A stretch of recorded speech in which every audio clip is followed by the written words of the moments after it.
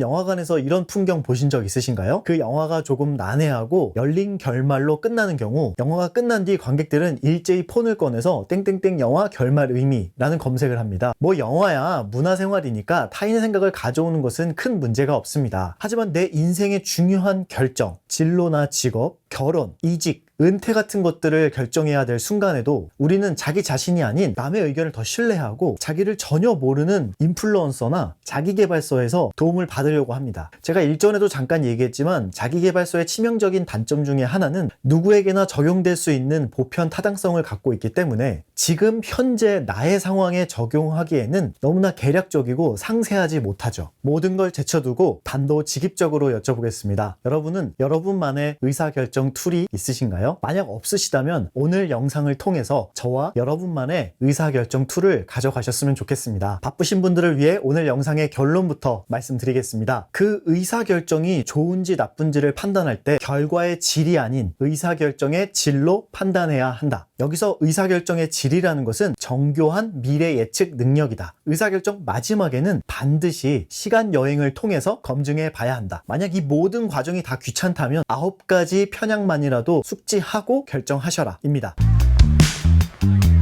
펜실베니아 대학에서 인지심리학 석박사를 수료하고 생활고를 해결해 보려고 우연히 도전한 포커 게임을 시작으로 20여 년간 포커 플레이어로 활동하며 포커 월드 시리즈 챔피언십, MBC 헤이즈업 내셔널 포커 챔피언십, 현재는 기업 컨설턴트로 일하는 애니 듀크 박사는 의사결정의 질을 높이기 위한 방법을 2권의 책을 통해 소개하고 있습니다. 오늘은 이 2권의 책을 바탕으로 여기에 제 생각과 경험을 녹여내서 우리 모두의 의사결정을 높일 수 있는 의사결정 일기쓰기법을 소개하겠습니다. 오늘 영상은 그렇게 생각보다 어렵지 않습니다. 그리고 정말 저에겐 중요하고 여러분에게 나누고 싶었던 아주 소중한 영상입니다. 부디 남에게 보여주지 마시고 혼자 보고 혼자 적용해 보세요. 포커는 한 판에 2분밖에 걸리지 않는 짧은 게임이지만 그 2분 안에 약 20번의 의사결정을 내려야 하는 엄청난 의사결정 스포츠입니다. 애니 듀크 박사는 인지심리학자이자 20여 년간 포커 플레이어를 해본 경험을 바탕으로 우리의 의사결정을 방해하는 가장 큰 요소를 2가지로 꼽았습니다. 첫 번째는 결과이고요. 두 번째는 나의 시각입니다. 간단한 사고 실험을 한번 해보죠. 저는 한 집안의 가장입니다. 제가 시도했던 첫 사업의 실패로 우리 가족은 고초를 겪고 있습니다. 현재는 월 300만 원 정도의 순수익을 올리고 있는 상황입니다. 하지만 첫 사업의 실패로 진 빚 때문에 앞날이 깜깜하고 전 어느 날 로또에 눈을 돌리기 시작합니다. 그리고 매주 30만 원어치의 로또를 사기 시작합니다. 저의 의사결정은 좋은 결정이었을까요?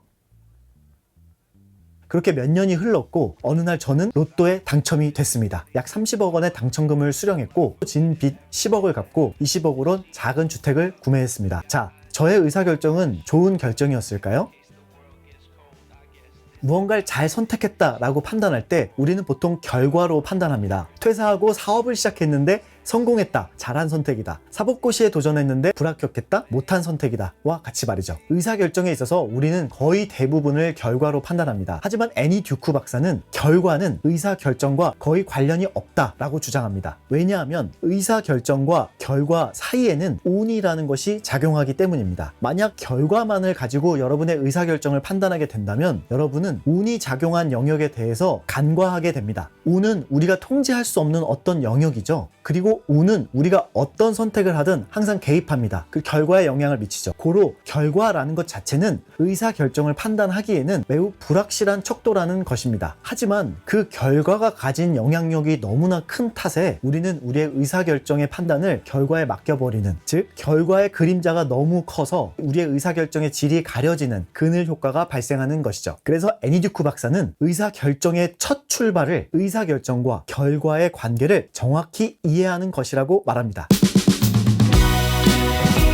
의사결정의 질이 좋았지만 결과가 안 좋을 경우 운이 나빴다 라고 할 수 있죠. 의사결정의 질도 나쁘고 결과도 나빴다면 그건 당연한 일입니다. 가장 위험한 것은 의사결정의 질은 안 좋았지만 결과가 너무 좋은, 즉 재수가 좋은 상황이죠. 아까 로또 사례에서 월급의 10%를 무모한 로또에 매주 써버리는 나쁜 의사선택을 했지만 결과가 좋기 때문에 내가 의사결정을 잘했다는 착각을 불러일으킨다는 겁니다. 심리학에선 이런 걸 그 유명한 사후 확신 편향에 빠졌다 라고 표현하죠. 정말 운이 좋아서 아무리 좋은 결과를 가져왔다고 하더라도 내 의사결정의 질 자체가 굉장히 안 좋았다면 그렇게 쉽게 얻은 행운을 그 다음에 잘못된 의사결정을 통해 한 번에 날려버릴 수도 있다는 겁니다. 그리고 이러한 관점을 뒤집어서 생각을 해보면 여러분이 원하지 않는 결과가 나왔다고 해서 여러분이 선택한 의사결정 자체가 나빴다라고 판단할 수는 없다는 것이죠. 자, 그럼 어떻게 해야 의사결정의 질을 높일 수 있을까요?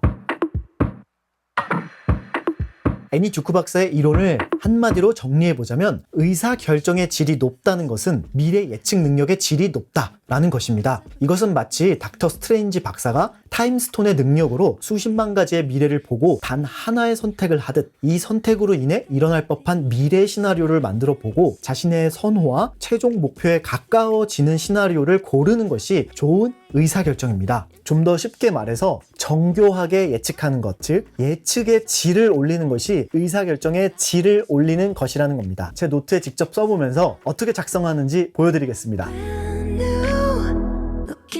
처음에는 화살표를 하나 쭉 그어주시고요. 가장 첫 출발은 안건이죠. 이거는 어떤 이름으로 쓰셔도 상관이 없습니다. 의사결정의 주제를 적는 것이죠. 예를 들면 제가 A에서 B 회사로 이직을 하냐 마냐 이거에 대한 고민을 하고 있다. 이렇게 생각을 해볼게요. 이 문제에 대해서 그 다음은 결과, 아까 얘기했던 그 결과가 아니라 시나리오 같은 겁니다. 미래 예측 시나리오죠. 그래서 B 회사로 이직할 경우 생길 수 있는 가장 최악의 시나리오부터 가장 최상의 시나리오까지 생각을 하는 건데요. 보통은 긍정적인 것들만 먼저 생각하는 경향이 있기 때문에 부정적인 걸 꼭 먼저 생각해 보시길 권합니다. B로 회사를 이직했을 경우 가장 안 좋은 경우가 뭘까요? 연봉은 내가 마음에 들어서 높았지만 근무 환경이 너무 열악하고 과로로 인해 건강 악화까지 이어진다. 그래서 나는 6개월 만에 퇴사를 한다가 될 수 있고요. 혹은 내가 해온 커리어와 다른 직무이므로 적응에 실패하고 결국 6에서 1년 만에 퇴사한다. 긍정적인 경우도 한번 볼까요? 적응도 잘했고 직원들 관계도 좋았고 내가 생각한 것보다 5에서 10년 가까이 근속했다 할 수도 있고요. 내가 선택한 선택으로 인해 일어날 수 있는 미래 시나리오를 최대한 다양하게 적어보는 겁니다. 근데 중요한 지점은 일어날 수 있는 모든 시나리오를 다 적는 게 중요한 게 아니라 일어날 법한 최악의 상황부터 최선의 상황까지 내가 생각한 확률적으로 가능한 것들만 나열을 해보는 것이죠. 그 다음은 사전 지식입니다. 방금 제가 이렇게 예측한 이것들은 결국 저의 어떤 경험이나 주변 사람들의 조언을 통해서 제가 축적한 지식에 의해서 근거해 나온 예측 시나리오입니다. 그래서 문제에 대한 지식이 많을수록 사실 더 다양하고 정밀한 예측을 가능할 수 있죠. 내가 알고 있는 게 뭔가, 내가 모르고 있는 게 뭔가를 물어보는 겁니다. 그래서 이 사전지식 점검 단계에서는 예를 들면 B 회사의 내부 사정 혹은 이직 전문가들은 어떻게 얘기하는지 혹은 B 회사에 속한 직종에서 평균적으로 어떤 상황이 벌어지고 있는지 이건 이제 통계 같은 자료가 필요하겠죠. 모르는 데이터들은 한번 살펴보고 그 다음 이 시나리오를 수정하거나 더 늘릴 수 있는 거죠. 이렇게 해서 안건, 시나리오 그리고 사전 지식을 체크한 다음에는 이걸 확률적으로 적용을 해봅니다. 확률이라고 하니까 갑자기 너무 놀라시는 분도 있을 거고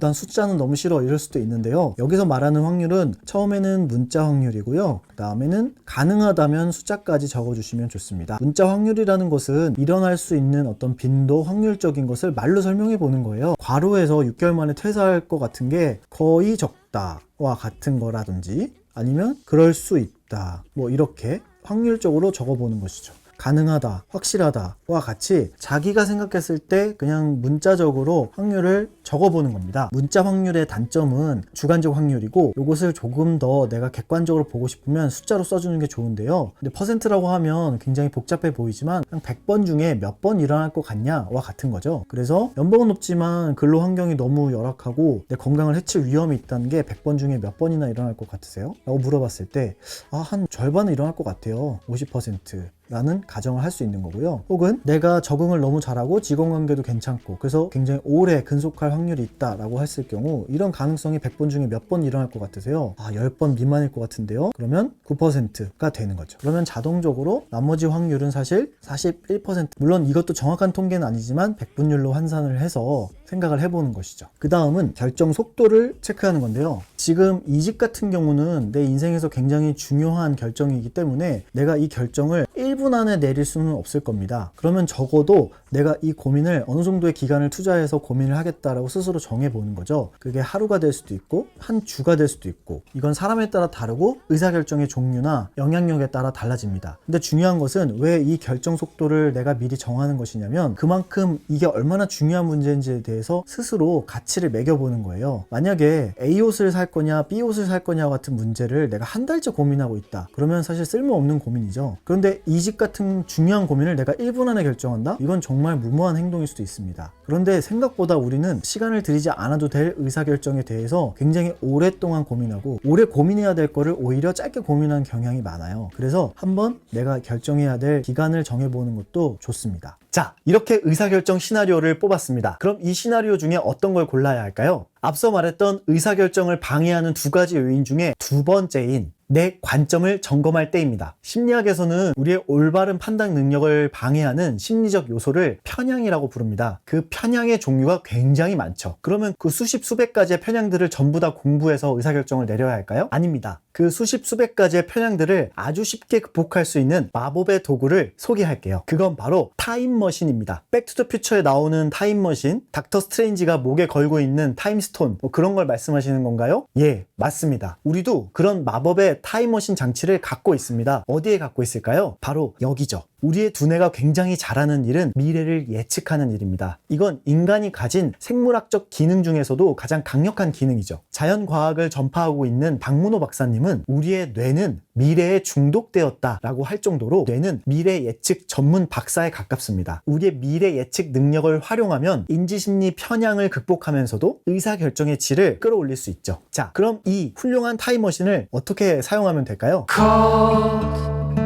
이 화살표를 이어서 이렇게 다 진행한다고 했을 때 우리가 사용할 수 있는 건 크게 두 가지 기술인데요. 첫 번째는 반복 기술이고요. 두 번째는 시간 여행 기술입니다. 반복 같은 경우는 내가 이 시나리오를 선택해서 이걸 반복할 경우 어떤 일이 생기는지를 보는 겁니다. 예를 들면 운동을 안 간다, 운동 대신 책을 보는 선택을 했어요. 오늘 하루만 이렇게 하자 라고 했을 때 이걸 만약에 100번 반복한다면 어떤 일이 일어날까를 생각을 해보는 겁니다. 나는 한 번이라고 생각했지만 이 하루가 100번 반복된다면 과연 난 어떻게 될까를 생각을 해보는 것이죠. 그래서 이 반복된다라는 시간의 개념을 이 시나리오에 대입해 봤을 때 이것이 누적되면 굉장히 좋겠는데, 이것이 누적되면 굉장히 안 좋은 선택이 되겠는데 라는 예측을 할 수 있게 됩니다. 시간여행 개념도 굉장히 재밌는데요. 내가 어떤 선택을 하는 것에 대해서 이렇게 생각해 보는 거예요. 일주일 뒤에, 한 달 뒤에, 1년 뒤에, 혹은 내가 10년 뒤에도 이 선택으로 인해 행복함을 느낄까? 라는 겁니다. 이거는 굉장히 저도 유용하게 잘 쓰고 있는 툴인데요. 이렇게 생각하면 쓰잘데기 없는 선택들을